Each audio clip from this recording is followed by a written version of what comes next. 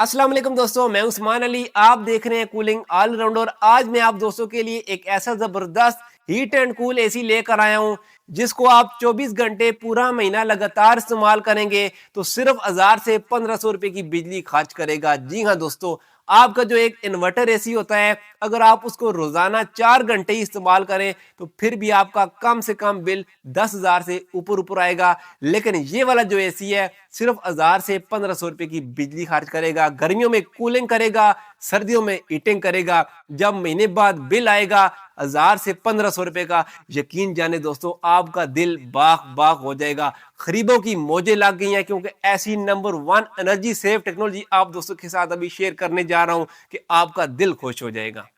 प्यारे दोस्तों, जिस एनर्जी सेव एसी की मैं बात कर रहा हूँ असल में इसका नाम है geothermal heating and cooling system. Practical करके भी आप दोस्तों को चेक करवाता हूँ, लेकिन प्रैक्टिकल करने से पहले आप दोस्तों का ये जानना बहुत जरूरी है कि ये सिस्टम कैसे काम करता है और इसकी इंस्टॉलेशन का क्या क्या प्रोसेस है। ये सिस्टम करता क्या है, बेसिकली आपके कमरे की जो हीटिंग होती है या कूलिंग होती है उसको ये एक्सचेंज करते हैं जमीन के टेम्परेचर के साथ, जिससे आपको गर्मियों में ठंडक और सर्दियों में आपको हीटिंग मिल पाती है।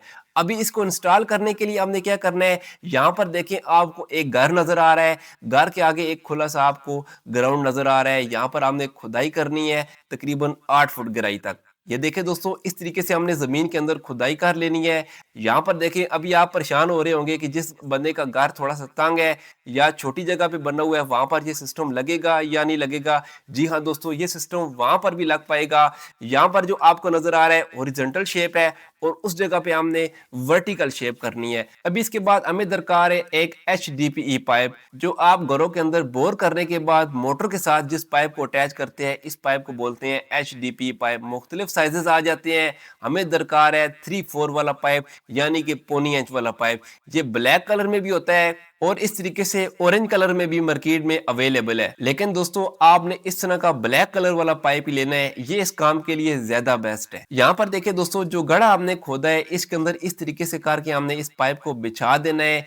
एक यू से दूसरे यू का जो गैप होगा उसको आपने रखना है 3 फुट। और इस पाइप की जो टोटल लंबाई मैं रख रहा हूँ 500 फुट है। 500 फुट जो लंबाई है, ये 1 टन इसकी कैपेसिटी है कूलिंग और हीटिंग की, यानी कि आपके 1 टन वाले एसी के बराबर काम करेगा। अगर आप इस सेटअप को बड़ा करना चाहते हैं तो इसकी कूलिंग और हीटिंग की कैपेसिटी भी बड़ी हो जाएगी।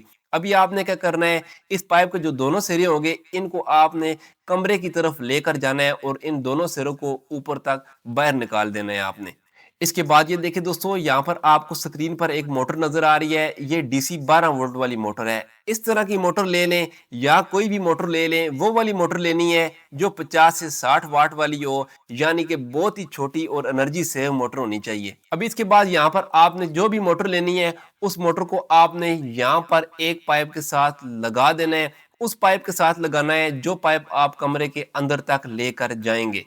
इसके बाद ये देखिए दोस्तों, आपने इस तरह किसी एक बड़ी गाड़ी का रेडिएटर ले लेना है। अगर रेडिएटर नहीं लेना चाहते तो आप 1 टन का जो सादा एसी होता है उसका इंडोर ले लें। वो आपको तकरीबन 10,000 रुपए तक, 10 से 15,000 रुपए तक मिल जाएगा, इजीली मिल जाएगा। इनमें से आप कोई भी चीज इस्तेमाल कर सकते हैं जो चीज आपको सस्ती पड़े। अभी यहाँ पर देखें, यहाँ पर जो दो पाइप आपको नजर आ रहे होंगे जो कमरे के अंदर जा रहे हैं, इन दोनों पाइपों के आगे आपने रेडिएटर का कनेक्शन कर देना है कमरे के अंदर वाली साइड पे। अभी इसके बाद यहाँ पर जो जगह होगी पंप वाली साइड पे, एक आपने ऊपर वाल्व लगा देना है।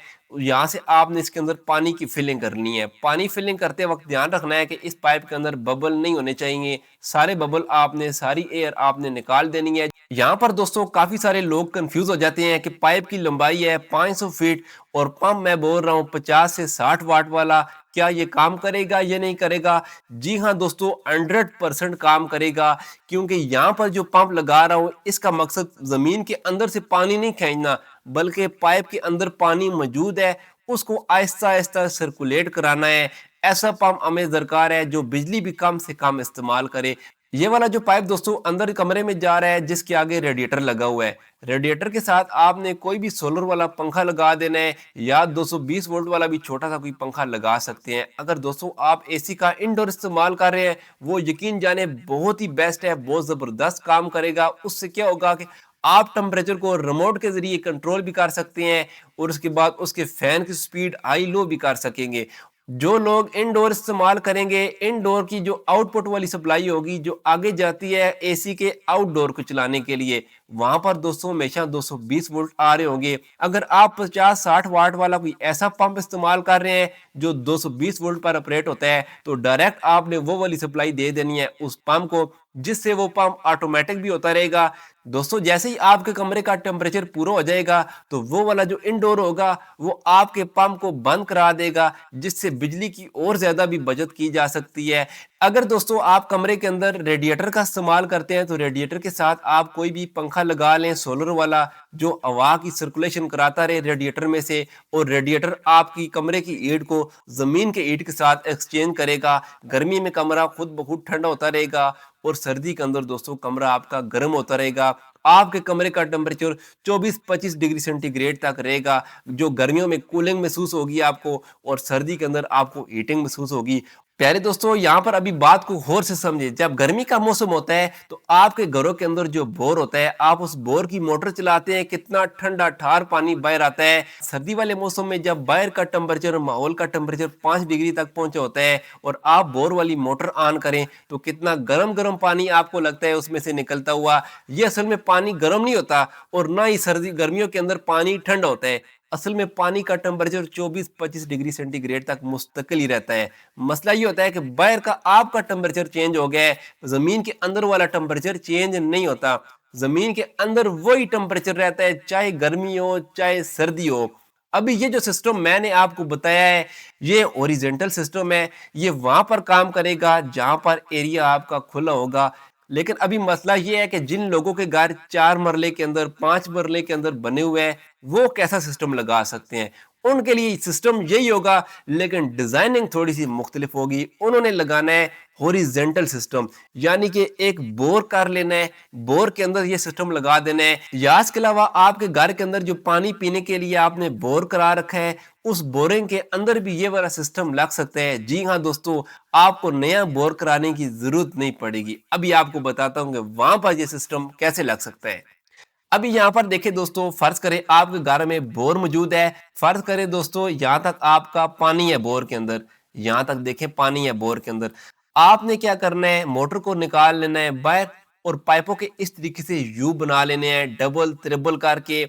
आपने यू इस तरीके से बनाने हैं कि सारे यू पानी के अंदर डूब जाएं, सिर्फ 2 पाइप ऊपर बाहर की तरफ आ जाए, और इनके अंदर इतनी गुंजाइश बचेगी कि आप पौनी इंच वाले 1-2 पाइप इसके अंदर डाल पाएंगे। आपने क्या करना है, अपने पीने के लिए बोर के ऊपर एक पंप मिलता है, लाल पंप जिसको बोलते हैं, इंजेक्टर पंप भी होता है, उसको बाहर वाली साइड पे लगा देना है, और उसका एक पाइप आपने बोर के अंदर इस तरीके से यहाँ से इन कर लेना है। इतनी गुंजाइश आपकी बोर में लाजमी बचेगी। जो नॉर्मली बोर होता है वो तकरीबन 7 इंच का होता है, उसके अंदर 6 इंच के पाइप डले होते हैं। तो यकीन जाने दोस्तों, आपका ये सिस्टम भी चालू रहेगा, आप पानी भी पी सकेंगे, और आपका ये कूलिंग वाला सिस्टम भी इसके अंदर लग जाएगा।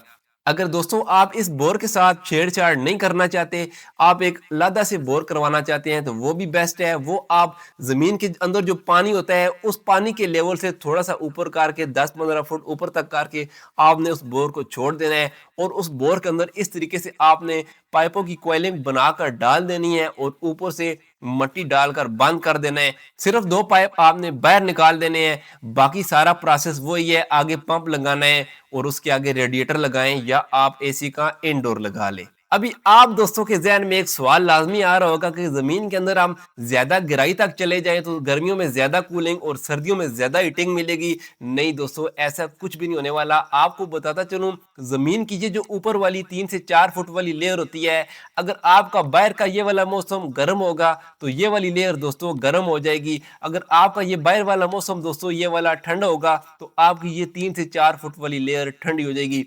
लेकिन जमीन के अंदर गहराई में आए, यहाँ पर आ जाए दोस्तों, आप 6 फुट की गहराई में आ जाएं, 8 फुट की गहराई में आ जाएं, यहाँ पर जो टेम्परेचर होगा वो आपको स्टेबल मिलेगा। उसके ऊपर मौसम का कोई असर अंदाज नहीं होता।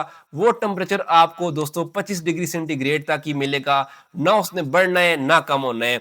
ये वाला टेम्परेचर कहाँ तक स्टेबल रहेगा? ये वाला जो टेम्परेचर है दोस्तों, यहाँ पर 6 फुट की गहराई से लेकर दोस्तों जहां तक जमीन के अंदर आपका पीने वाला पानी मौजूद है, ये वाला टेम्परेचर वहां तक स्टेबल होता है। और अगर दोस्तों 6 फुट की गहराई में आपका काम बेहतरीन हो रहा है तो क्या जरूरत है 150 फुट की गहराई में जाने की। लेकिन जैसे जैसे आप जमीन के अंदर नीचे जाएंगे आपका टेम्परेचर बढ़ेगा। सर्दियों के अंदर आपको हीटिंग तो मिलेगी लेकिन गर्मियों के अंदर दोस्तों आपको कूलिंग नहीं मिलेगी। क्यों नहीं मिलेगी? क्योंकि जमीन अंदर से गर्म होती है। जहां तक ये वाली हमारी पानी की लेयर होती है इसके एंड तक, ये जो एंड वाला पॉइंट है यहां से लेकर अगर हम जमीन के ऊपर आते हैं 6 से 8 फुट की गहराई तक तो वहां पर हमें दोस्तों सिर्फ 24-25 डिग्री सेंटीग्रेड का टेम्परेचर मिलता है, जो कि हमारे जियोथर्मल कूलिंग एंड हीटिंग वाले सिस्टम के लिए बेस्ट है। अभी और से बातें सुने, जो आपके सवाल जहन में आ रहे हैं उनके जवाब भी अभी आपको मिलने जा रहे हैं। अभी जो आप पाइप के अंदर पानी डालेंगे, अभी आप सोच रहे होंगे कि इसके अंदर सांवल वो बन जाएगी, तो दोस्तों ऐसा कुछ भी नहीं होने वाला। क्योंकि आप, पहली तो बात है मैं आपको बता रहा हूँ, फिल्टर शुद्ध पानी इस्तेमाल करेंगे तो साफ पानी इस्तेमाल करें तो कुछ भी नहीं होगा। और इसके अलावा मार्केट से आपको एक केमिकल मिलेगा जो इसके अंदर 1 से 2 कतरे आपने डाल देने हैं, जो इसके अंदर एल्गी वगैरह नहीं बनने देगा।